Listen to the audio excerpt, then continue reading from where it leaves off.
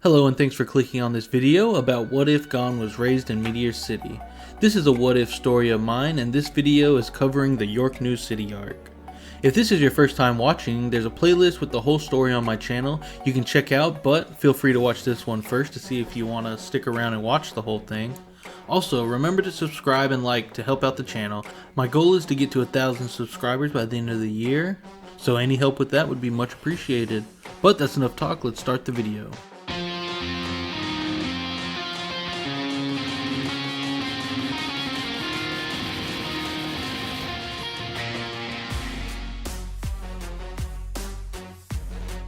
While Krollo was having his fight with Silva, Uvogin was taking on Kurapika, who has specialized his Nin ability to defeat any Phantom Troop member. And, after a quick battle, Kurapika is able to subdue Uvogin with his chain, allowing him to try and get information about the other members. But, before he can get his question answered, several bodyguards and Mafia members arrive on the scene to take Uvogin into custody. Kurapika helps transport Uvogin to a special location where the Mafia holds anyone who bothers them. When he is tied down and subdued for questioning, along with the other two captured troop members, Pokunata and Kurapika. While Kurapika and the others continue their questions, Gon and Killua say goodbye to Silva and Zeno. Silva tells Killua to be careful, but keep getting stronger. I know you can be the greatest assassin in our family one day, if you keep applying yourself. Thanks, Killua tells him, I won't let you down. Silva also turns to Gon, telling him to look out for Killua, as well as keep pushing him to get stronger. Gon nods his head in agreement as Zeno and Silva fly off back to the Zoldic's mansion.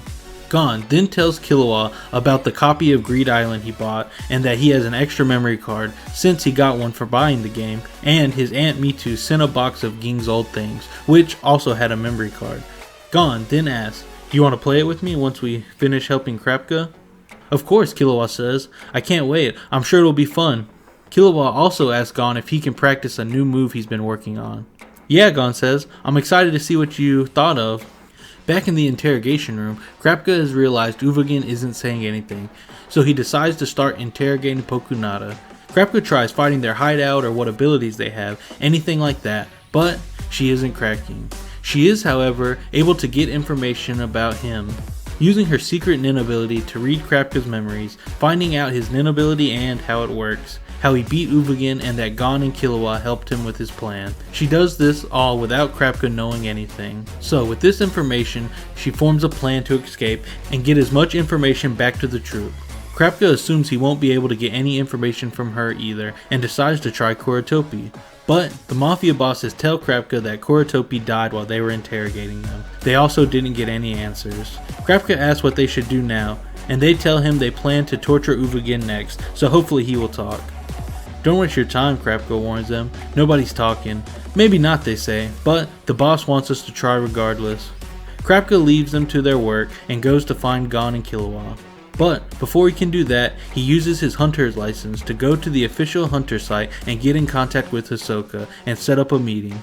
So, as the Mafia bosses try interrogating Uvogin, they aren't careful enough, and he is able to kill them and escape. As he is leaving, he finds Kurapika's dead body, then Pokunata still alive.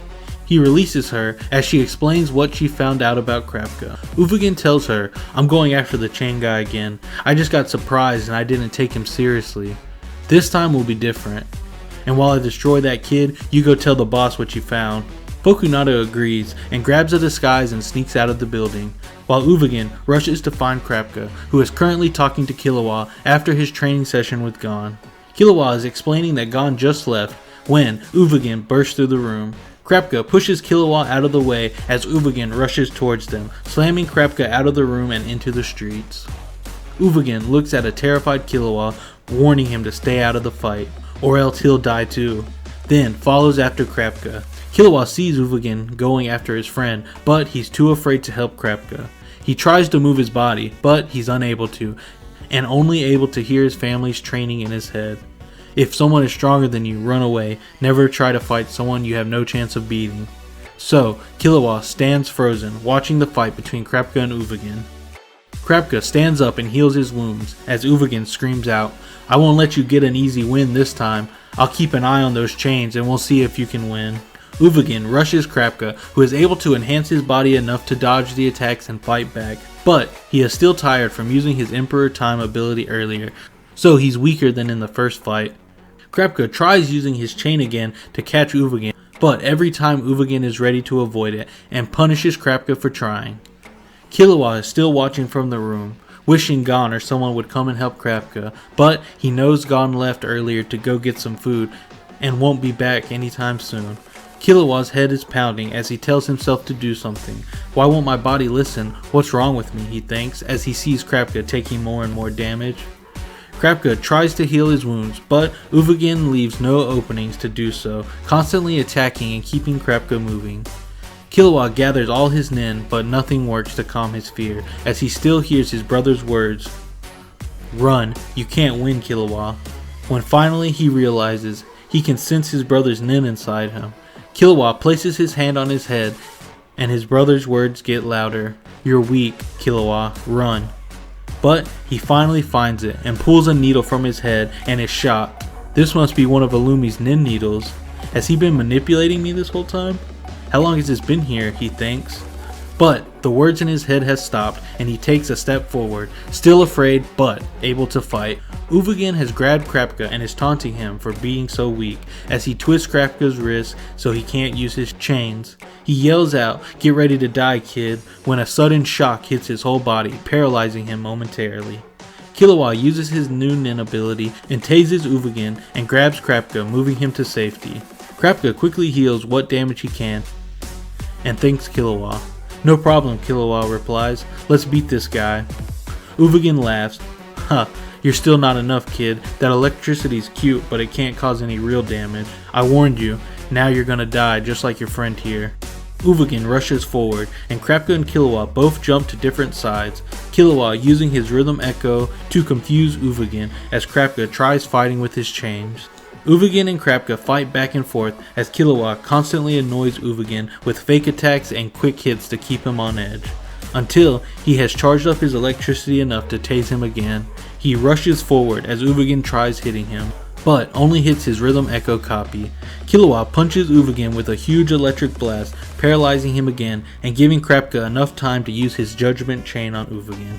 Checkmate, Kurapika says, as Uvogin knows he is beaten again. I'll ask one last time for any information on the troop, warning Uvogin that if his request is denied, he would die. Uvogin laughs. You don't get it. It doesn't matter if I die as long as the spiders live. You can go to hell, kid, and if you keep messing with the troop, I'll see you there soon. Judgment Chain hits Uvogin's heart, killing him instantly as Kurapika's eyes turn to normal and he falls to the ground. Killua helps Kurapika up and takes him inside for medical treatment, and then tries to call Gon.